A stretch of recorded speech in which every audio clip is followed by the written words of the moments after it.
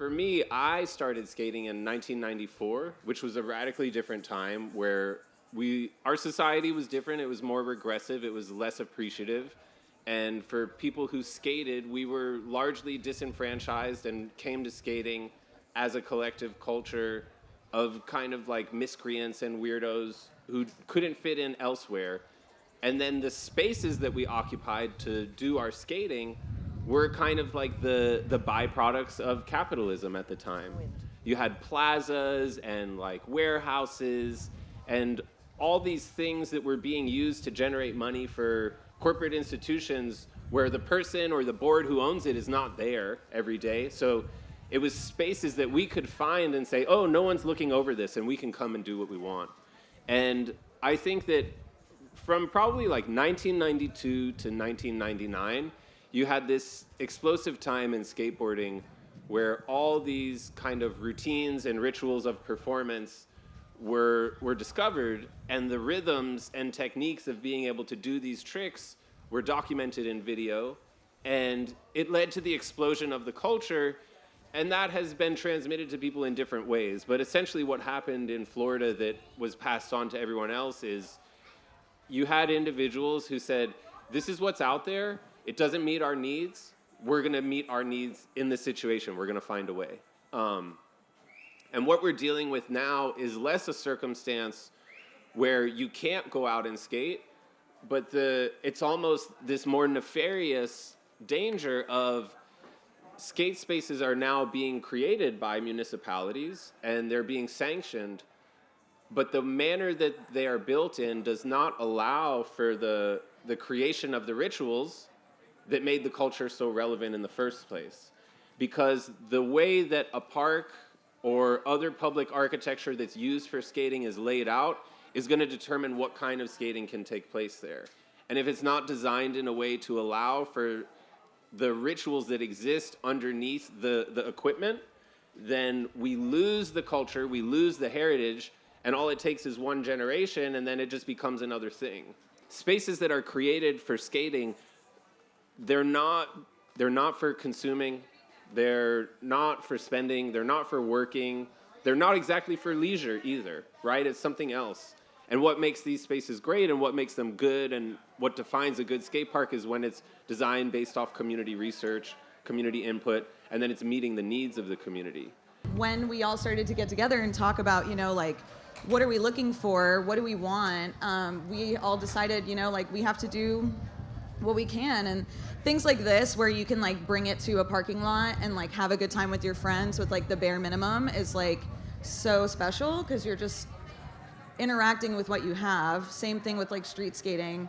And then for us, when we were doing events on a regular basis, we would meet up in parking lots that were smooth enough. We would partner with like different businesses who had open spaces for us, but we have a different privilege being roller skaters, having this like very like different stereotypes put on us versus like skateboarding.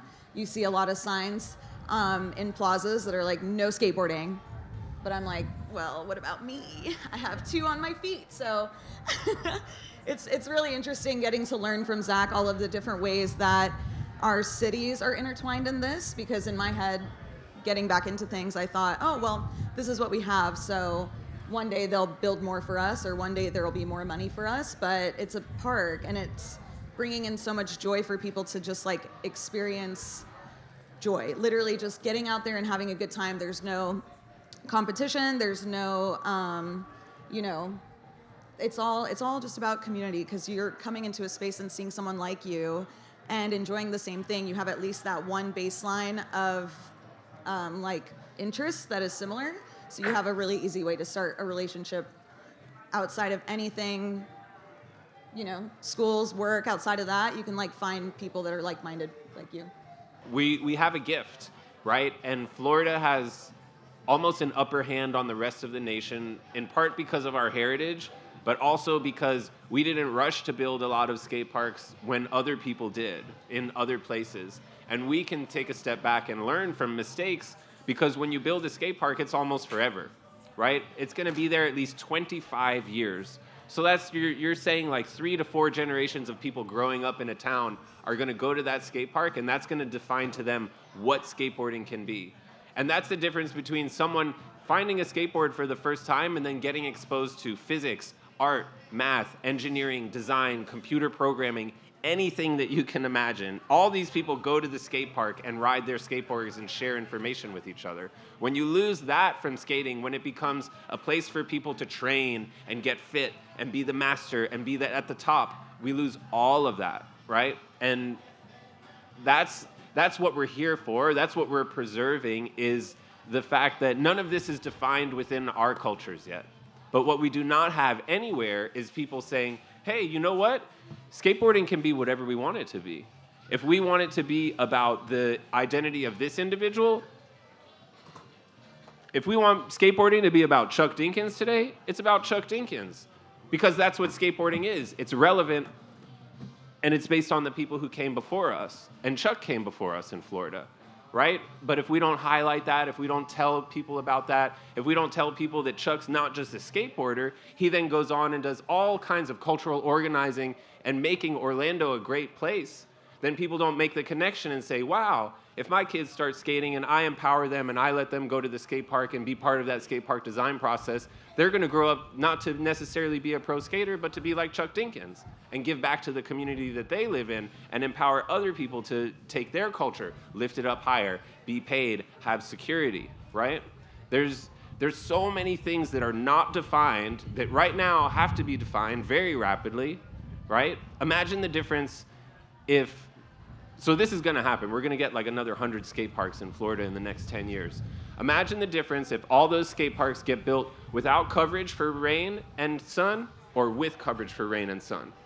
You know, you're talking about 100 skate parks, then how many hours each summer are wasted for rain and shade? You're talking about millions of hours for people to be outside utilizing these spaces, and not just like exercising and moving your blood and being healthy, but being creative, stimulating your imagination, coming to conclusions that you didn't think of before you left the house in the morning, right? So without ensuring that the next 10 years of skate parks are gonna capture all that, we won't have it. Skateboarding will turn into just another bland, boring thing. From my perspective, what we have done is, in Central Florida, there was a great need for the skate community to have more leverage in conversations, to not be leveraged out, but to be leveraged in. And we have absolutely secured that, right? We now have a direct line of contact with the county parks director for Orange County. I invited him out to a skate park once, and he came, and this is after many emails, and he's standing there, and he goes, oh my gosh, I just realized it. And I was like, what? What'd you realize? Because it's like, I want to know. I talk to guys like you all the time. You guys have lanes in the skate park. And I was like, wait, so what were you thinking before? Of course we have lanes. Yes. In his mind, he thought, well, if we put one obstacle here and one obstacle there, the more obstacles we have, the more entertainment. And I was like, whoa, the moment it becomes overcrowded, the usability plummets. And once you reach a certain point, it's like, it's no longer usable at all. It might look usable, right? So we've changed the way he thinks about skate parks. In Winter Park, we're talking directly with the parks director there, not about creating skate parks, but about the even more relevant conversation of integrating skatable architecture into the parks, right? Instead of saying, oh, every skate park has to be this $1 million, $5 million, $10 million project, it could be $5,000. If you just have space and you have a need in the community, here's the solution. And then, you know, like we created Legalized Wheels, which is a direct approach and a way to say, no matter where you are, no matter what situation you're dealing with, here's a way to begin to confront the public officials and leverage the conversation in your favor. Because if they refuse to build a skate park, they know at this point it's going to decrease childhood criminalization. So we've turned the conversation on them. And that was part of the apprenticeship. Yes. Cool. In the discussions that we had and the work that we've done, we've realized that if we're going to get anywhere, we can't explain why you should build a skate park. We're making you defend why you've chosen not to build a skate park.